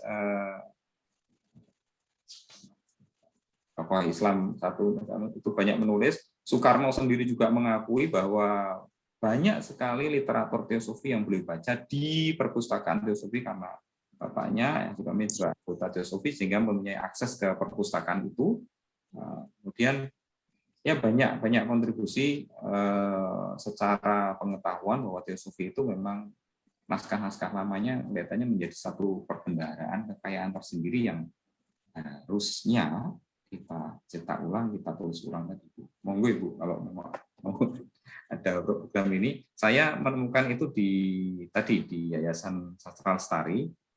Beruntungnya, alhamdulillahnya itu sudah dilatinkan. Jadi saya tidak membaca dalam tulisan Jawa sebenarnya, sudah dilatinkan tapi tetap dalam bahasa Jawa. Tetapi walaupun sudah dilatinkan, mungkin generasi sekarang akan lebih mudah ketika itu diubah menjadi bahasa Indonesia. Begitu. Ya, matur nuwun. Ada lagi? Ada lagi, silakan yang mau mungkin berdiskusi langsung dengan Mas Yudi. Bisa bertanya atau berdiskusi. Ada dari siapa ini? Oh, belum ada lagi. Ya, Mas Kris, ya nanti apa ini cara menurut saya nih, saya mengikuti aja nanti. Pak Wid mungkin nanti yang mungkin ada beberapa buku yang sifatnya cekak aos, itu buku yang singkat itu yang dalam bahasa Jawa mungkin nanti bisa ditulis ulang gitu. Atau kalau kita pengen satu tabloid lama gitu ditulis ulang gitu ya juga bisa juga sebagai gambaran saja, gambaran bahwa oh ya teosofi itu pernah melakukan ini loh. Kalau sekarang mana semakin mengedukasi masyarakat itu kayaknya yang selalu menjadi menjadi pola pergerakan teosofi. Soalnya begini, kisah Mahabharata kita tahu di Jawa sudah sangat terkenal wayang. Teosofi pun menggunakan media wayang kalau mau ada acara itu wayangan juga, teosofi wayang juga. Tapi ada Mahabharata India, yang versi India, yang tentunya tidak begitu dikenal di masyarakat Jawa, karena masyarakat Jawa akan merujuk kepada kakawin lama, kakawin Baratayuda, kakawin Arjuna Wiwaha, dan Gatotkaca dan sebagainya, yang kemudian menjadi pakem pewayangan atau pedalangan Jawa, gitu ya. Sabetan Jawa atau pedalangan Jawa itu kemudian mengambil pakem dari wayang yang memang origin Jawa, misalnya origin Jawa, artinya ada tokoh-tokoh yang tidak terdapat dalam Mahabharata India. Kemudian kalau itu diperdebatkan nanti, yang itu asli Jawa dulu.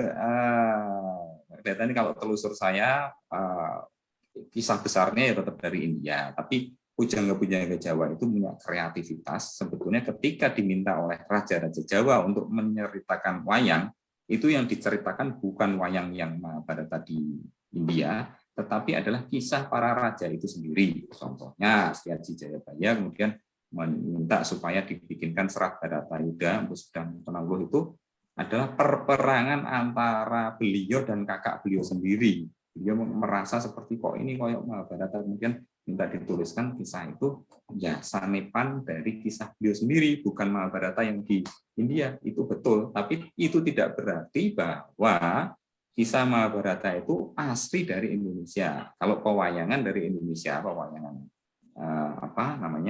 wayang kulit, wayang wong itu ya is origin our atau kebudayaan memang kita sendiri gitu. Jadi kalau bisa Mahabharata besar dari sana.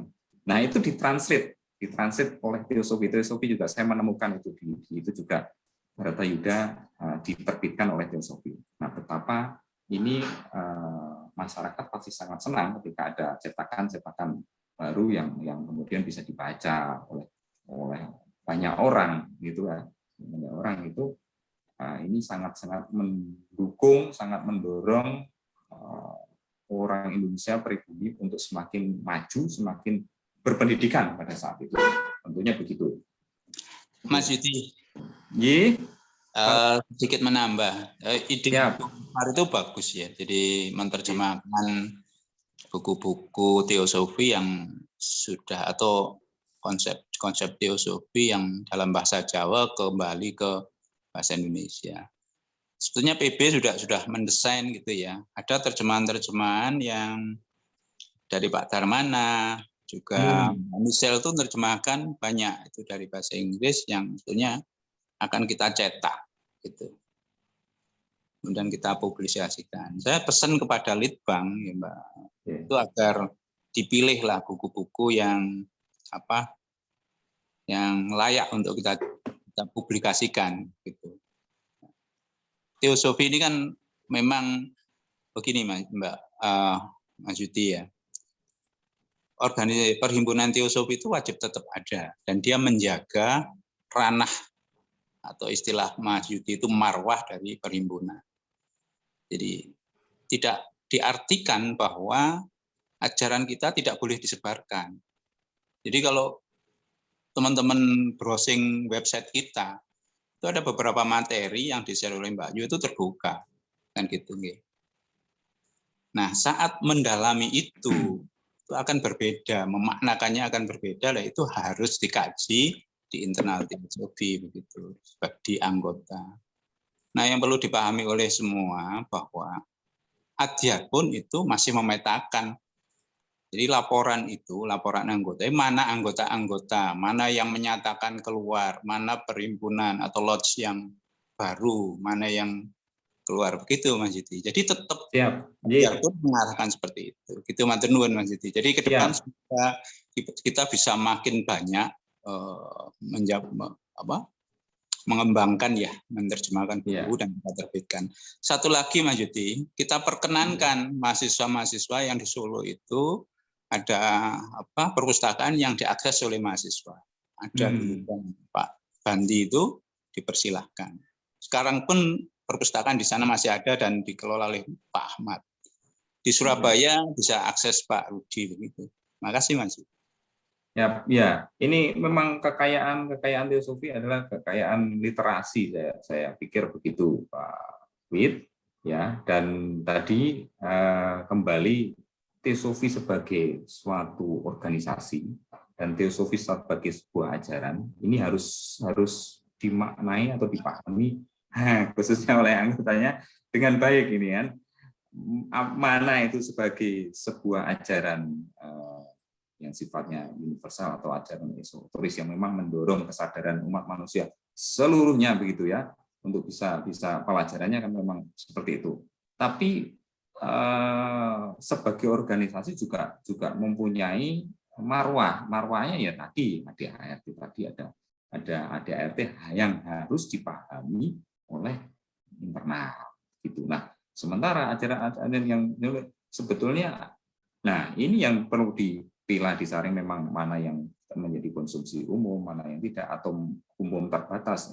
Karena memang kadang-kadang pelajaran esoteris itu tidak bisa disampaikan secara vulgar, terbuka kepada umum. Karena apa? Karena namanya umum itu bisa terjadi kesalahpahaman, salah pemahaman yang berujung pada hal yang tidak semestinya atau tidak kita inginkan bersama. Jadi pengennya produktif, pengennya sesuatu yang positif, itu kemudian hasilnya justru sesuatu yang membuat berlainan atau berbeda, kontraproduktif namanya. Nah, ini yang perlu dihindari. Walaupun dengan semangat keterbukaan era saat ini, pada akses belajarnya terbuka, akses belajarnya itu banyak. Gitu. Jalan cara belajar seseorang saat ini tidak harus naik gunung untuk ketemu guru, atau tidak harus pergi ke Surabaya ketemu Pak Wid, atau kemana, ke Pemalang ketemu Pak Imam, atau ke Jakarta ketemu Pak Joko dan ketemu teman-teman lain harusnya jauh-jauh, tetapi ada media yang 4.0 yang kita lakukan, ini media digital yang seperti ini yang kita bisa sambil jagung di rumah, diskusinya tetap jalan, nggak harus nunggu kapan ada pertemuan ya, kita harus datang ke sana itu di saat pandemi yang seperti ini, serba orang harus terbatas, harus banyak di rumah, kreativitas manusia menjadi semakin tinggi dan lahirlah acara-acara seperti ini. Studi bisa jalan lebih enak, orang bisa tetap menikmati bersama keluarga, dari mana tapi tetap bisa belajar. Nah, ini kan sesuatu yang menguntungkan. Eranya era seperti ini. Tapi yang mau dikonsumsi di era ini apa ya? Ini harus mungkin ya memang perlu dipilah-pilah sesuai dengan tadi marwahnya. Kalau organisasi ya organisasi itu bagaimana sih aturannya? Ada di RT. Kalau teosofi sebagai ajaran kearifan ilahiyah, tadi Om Joko memaknai teosofi itu sebagai kearifan ilahiyah. Jadi ada perluasan pemaknaan, ada perluasan makna gitu. Ya itu harus diterima juga oleh orang itu bahwa teosofi itu harus diterjemahkan sebagai sesuatu yang universal, yang luas, seluas-luasnya. Itu tadi kearifan ilahiyah itu sendiri, bahwa kearifan itu tidak dimiliki oleh apapun, maksudnya adalah entitas apapun, misalnya hanya dimiliki oleh satu agama, satu kelompok, satu individu. Tidak, sama sekali tidak. Namanya kearifan ilahiyah, kalau kita semuanya ada percikan ilahiyah adalah semua mempunyai semuanya kualitas yang sama, semua berasal dari sumber yang sama. Berarti itu memang pemaknanya sangat luas. Nah, ketika itu dimaknai seluas itu, maka ajaran teosofi akan menjadi seluas itu juga gitu. Tapi kembali ketika itu sebagai organisasi yang harus dipertanggungjawabkan, yaitu di ranah organisasi. Bagaimana kita bisa melihat ketika teosofi itu menjadi sesuatu yang ajaran yang seluas-luasnya tadi, ajaran kearifan ilahiyah, dan bagaimana teosofi itu sebagai sebuah organisasi yang mempunyai aturan, yang mempunyai ADART, mempunyai marwah. Nah, itu yang harus dipelajari. Ya, apa sebetulnya mungkin Jiddu Krishnamurti kemudian ketika mengalami kesulitan, teosofi sebetulnya tidak bubar karena sesuatu hal yang apa, tetapi karena pilihan dari individunya menyadari mungkin kesadarannya juga seperti itu. Oh, ini nggak bisa di spiritualitas, itu nggak bisa di organisasi. Yang di organisasi ya manusianya, spiritualnya nggak bisa di organisasi, tapi manusianya itu bisa dikanalisasi, di organisasi, bisa di macam-macam, dan itu manusianya yang diolah. Spiritualnya tidak bisa. Kita mengorganisasikan spiritualnya nggak bisa. Ajaran spiritualnya nggak bisa dibatasi, Tapi ajaran yang atau sesuatu yang bersifat organisasi ya harus sesuai apa yang ada di situ.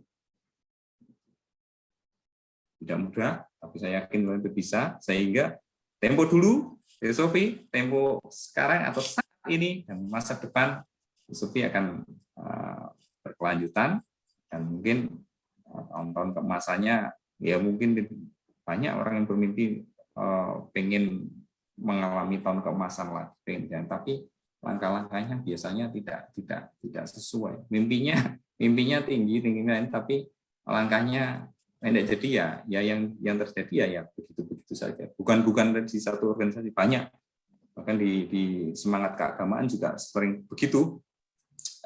Mimpi-mimpi indah keemasan itu terus dijaga, tapi yang dilakukan ternyata langkahnya adalah langkah-langkah yang justru mengerdilkan caranya sendiri. Boleh saya ikut lagi, Mas Yudi? Wah, boleh sekali dong, Joko. Pokoknya selama waktunya sama Mbak Yuwana belum ditutup, saya sih oke saja. Masih ada waktu kan? Cuma sebentar aja. Masih. Begini, Mas Yudi. Ya, Bang. Sepengetahuan saya ya, kalau kita sedang bahas topik ini, itu paling tidak itu harus mempunyai pengetahuan bagaimana untuk bicara soul to soul. Karena hubungannya yang dengan teosofi itu kebanyakan mereka-mereka itu selalu mendapatkan apa ya, sebuah pesan, entah itu dari leluhur atau saya bilang leluhur dalam tanda petik, itu artinya sangat luas dan bisa diterjemahkan ke dalam bahasa kita. Saya percaya bahwa banyak sekali pesan-pesan para nabi, para master, atau para siapapun yang banyak sekali belum tertangkap. Yang tertangkap itu adalah di dalam kitab suci atau hadis atau apa. Tapi masih banyak sekali yang belum tertangkap, bahkan lebih banyak. Seperti contoh, kita kalau di gunung, itu teriak, itu pasti ada gaungnya. Nah, gaung itu ada berapa banyak gaung di alam semesta ini. Nah, bagi seorang teosofi atau pelaku, itu paling tidak bisa memahami bahasa soul to soul. Sehingga soul to soul pun itu belum tentu benar atau belum tentu salah. Tapi di sini bisa didiskusikan kepada members. Contoh, saya dapat ini, suara kayak gini. Kita cek kebenaran itu bersama-sama. Mana yang benar? Apakah kalau saya bicara hadis, itu ada KW 1, 2, 3, 4, dan sebagainya. Nah, itu ini hanya sekedar masukan aja ya. Maka bagi para pencinta filsafat segala macam topik ini, itu paling enggak tahulah bagaimana bisa menangkap gaung-gaung itu. Terima kasih, Mas. Siap, Om. Ikro ya, Om, membaca. Iya. Baca, Om. Iya, ini. Ada Gus Dur nih, mana? Om Gus Dur mana ini? Enggak muncul. Ya, terima kasih, Om. Prinsipnya saya kurang tahu kalau apakah ada sesi itu, artinya pelajaran yang banyak membahas tentang intuisi batin masing-masing individu dari anggota itu. Tapi memang harapannya sebetulnya ada keterbukaan, ada satu ruang gitu ya, karena semuanya yang pasti interest di sini, betul tadi mungkin bisa jadi message dari leluhur atau apa yang nyampe ke kita untuk mempelajari ini, hal-hal yang sifatnya esoteris ini. Tapi kemudian kalau tidak ada ruang untuk membicarakan apa yang diterima satu sama lain, memang jadi beban tersendiri gitu kan. Yang mestinya ada ruang tersendiri yang mewadahi ini, komunikasi soul to soul tadi. Itu mungkin yang bisa saya pahami itu. Ini ada Mas Gus Dur atau Mas Jazuli tadi ada ini, mana ini Mas Jazuli udah? Mas Jazuli tadi ada, kelihatannya sudah cabut ini. Pak King, ada sesuatu Pak King yang ingin disampaikan atau ingin didiskusikan Pak dengan saya, Mas Ari juga, Pak Bambang, monggo, Mas Arnold atau siapapun. Ini Pak Heri ini menulis buku, dia punya buku Wemarah dari Ramu Ringsit bab Semedi, tapi mau dicarikan dulu.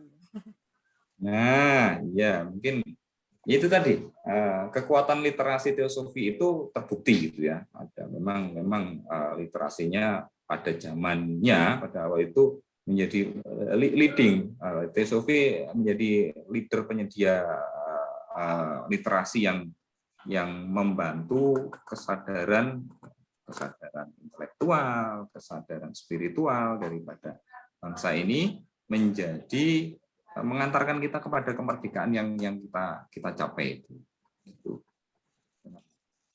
Sayang kalau kekuatan literasi ini kemudian tidak ditradisikan dengan baik. Artinya sekarang kemudian yang sudah ada aja tidak kopen, apalagi menelurkan literasi yang baru yang berkualitas. Mungkin agak berat sana. Ya, ada baiknya itu tadi yang lama-lama kita sama-sama openi, kita coba bisa translatekan, kita transmisikan kepada generasi yang lebih muda supaya bisa memahami. Monggo, yang lain ada sesuatu sebelum kita akhiri. Ya, masih ada 10 menit lagi ya, mungkin kalau mau ada yang diskusikan bersama Mas Yudi atau ada pertanyaan. Menambah tambah untuk Mas siapa tadi ya sebelumnya? Oh, siapa? Mas Joko. Mohon izin. Mas Yudi. Iya. Nggih, iya Pak. Soul to soul tadi loh Mas Yudi. Pertanyaan Pak Joko ya tadi ya. Betul, wah saya mute, ini saya tombol mute-nya saya cari-cari nggak.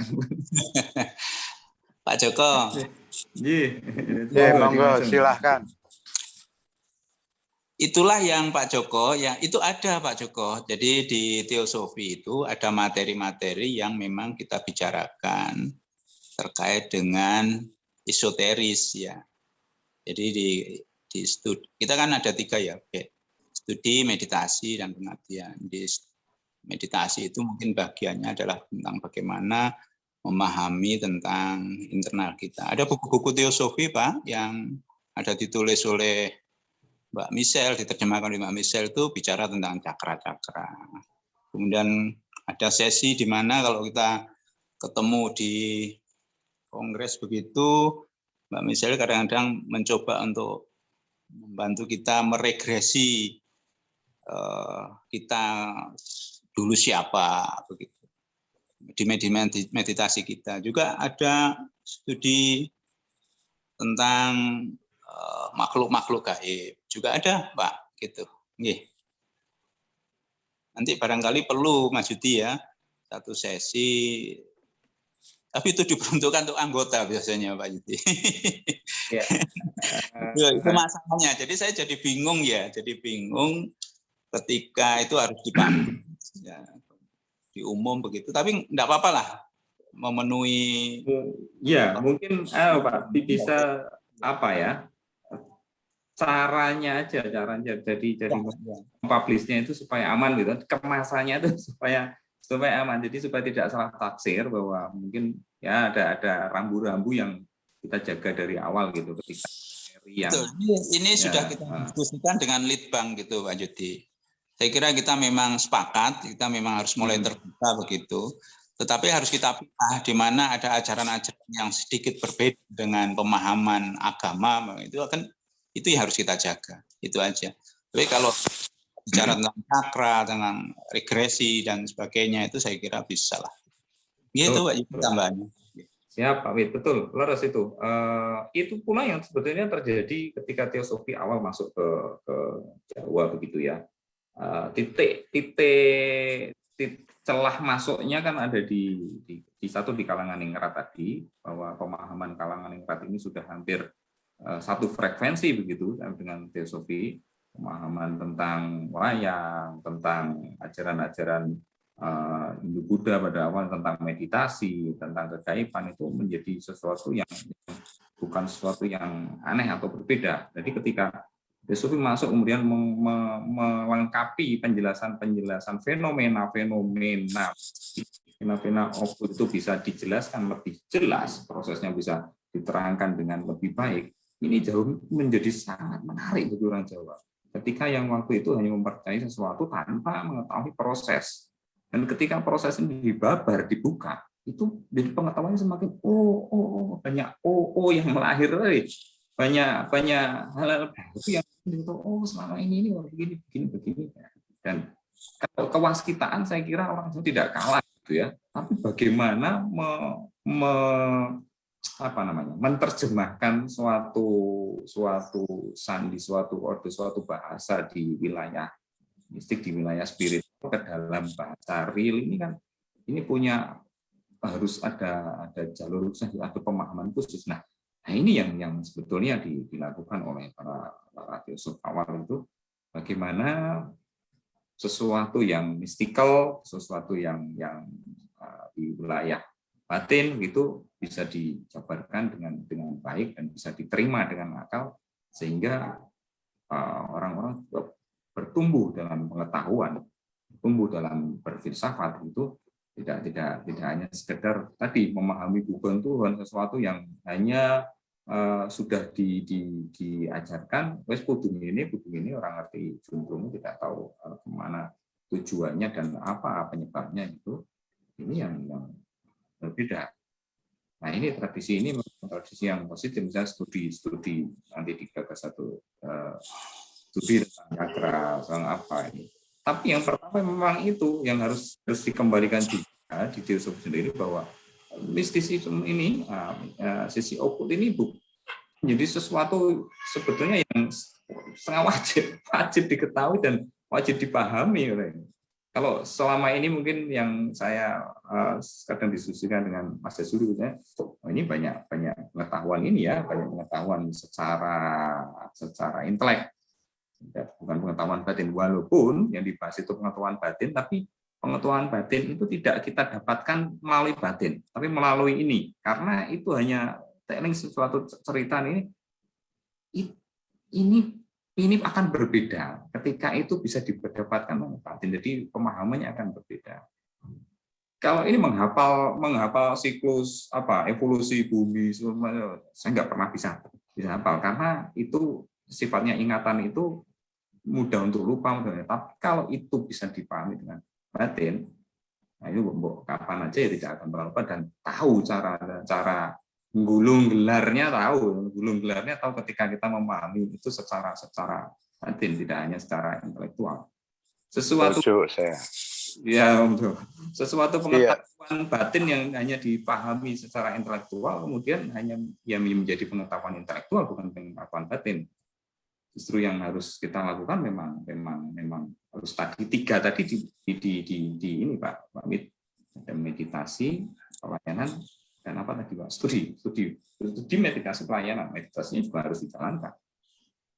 Iya, makanya dalam hal ini banyak para pendahulu kita itu bilang diam itu emas. Saya agak kurang mensetujui diam itu emas.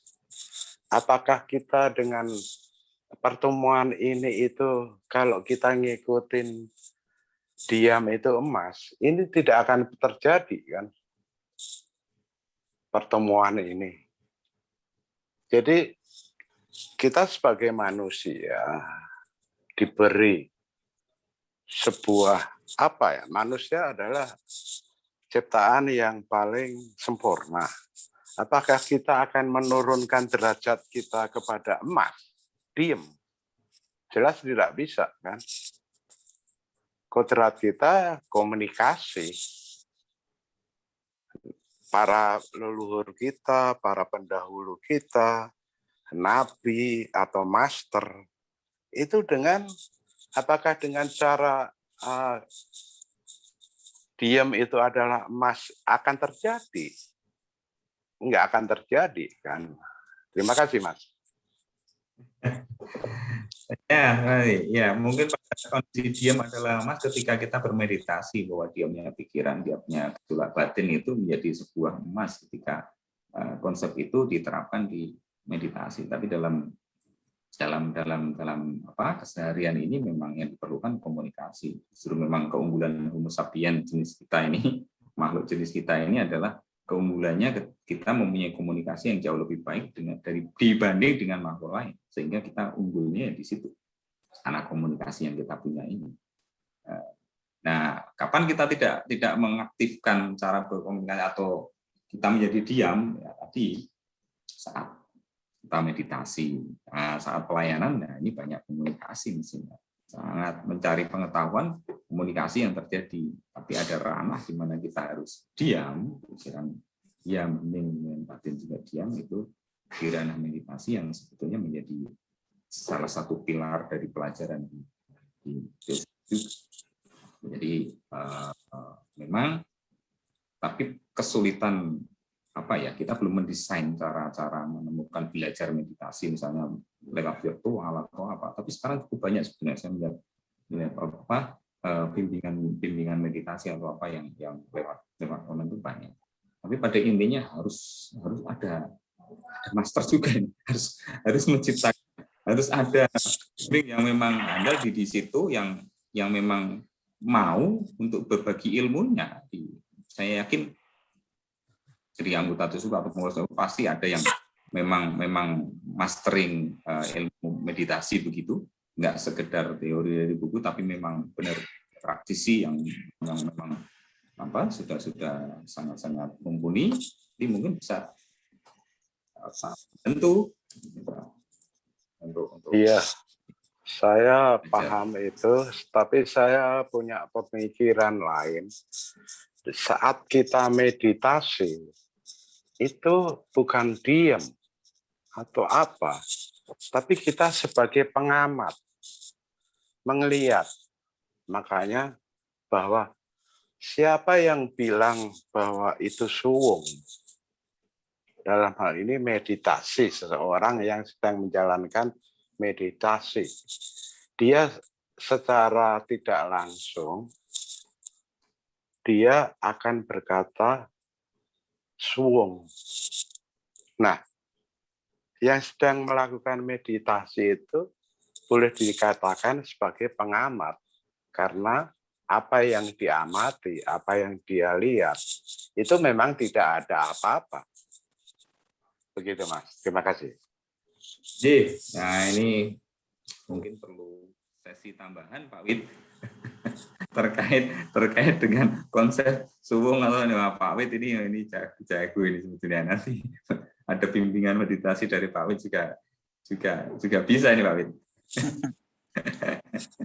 Nanti Mas Yuti buat sesi materi dari Mas Yuti, nanti tandem gitu, Pak. Nah, enak ya. Ini lebih enak gitu ya.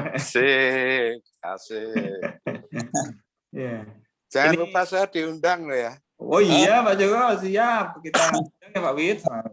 Menarik memang Pak Joko ya. Jadi bicara tentang suwung itu akan banyak pendapat begitu. Dan saya sepakat dengan Pak Joko, harusnya kita bicara suwung itu ya kalau kita praktekkan ya benar-benar ngerti tentang suwung. Tidak sekedar teori. Kemarin tuh menarik ya, ada pendapat dari Mas Jian itu ya. Mas Jian bicara tentang sedulur papat lima pancer. Kemarin saya ada bagian tertentu yang saya juga sama begitu. Nah, ini Mas Jian kemarin menyampaikan bahwa ini jangan hanya diteorikan, gitu, tapi harus bagaimana kita praktekkan begitu ya, Pak Joko ya. Matur nuwun. Sami-sami, Mas. Saya juga tertarik itu sedulur papat lima pancer. Pancernya itu sebetulnya siapa sih? Ya, itu nanti satu sesi sendiri begitu, Pak.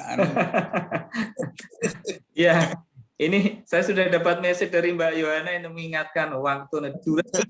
Waduh, terima kasih banyak. Terima kasih banyak. Matur sembah nuwun. Salam buat semuanya. Semuanya. Terima kasih Mas Yudi. Semuanya juga. Matur nuwun Mas Yudi. Terima Iya. kasih Mas Yudi, ya. Menarik sekali juga Mas Joko, Pak Wid. Terima kasih sekali sudah mengisi malam hari ini juga. Terima kasih. Mungkin kesempatan lain waktu bisa menyambung lagi ya Mas Yudi ya. Terima kasih Mbak Moderator. Ya, ini sebelumnya saya minta tolong sama Pak Darmana. Masih di sini Pak Darmana? Selamat malam Pak Darmana. Pak Darmana, apakah masih di sini ya? Pak Darmananya sudah nggak ada. Nah, ya sebagai penutup saya membacakan invokasi penutup yang bahasa Indonesianya saja yang. Mbak Yona. Ya. Baik. Itu mohon Mas Joko suhu dari S9, kapan-kapan diminta untuk presentasi saudara. Saudara sumber ya. Oh iya. Ya, itu aja. Waduh. Diajak itu Mas Yohana. Waduh. Mbak Yohana. Mas Joko harus siap bagi sharing ilmunya. Iya, baik Itu Pak aja. Imam. Terima kasih, Yohana. Iya, baik Pak Imam. Ya, saya akan bacakan invokasinya yang dari yang ini ya. Yang bahasa Indonesianya ya. Bimbing aku dari ketidakbenaran pada kebenaran. Bimbing aku dari kegelapan pada terang. Bimbing aku dari kematian pada hidup yang abadi. Ya, terima kasih, salam. Selamat malam semuanya. Sampai bertemu kembali pada studi yang akan datang. Nanti akan diinformasikan. Selamat malam. Amin. Rahayu. Mohon maaf jika ada yang Rahayu. Rahayu. Assalamualaikum. Rahayu. Selamat malam semuanya. Hitungan ketiga akan saya tutup ya. 1, 2, 3. Terima kasih.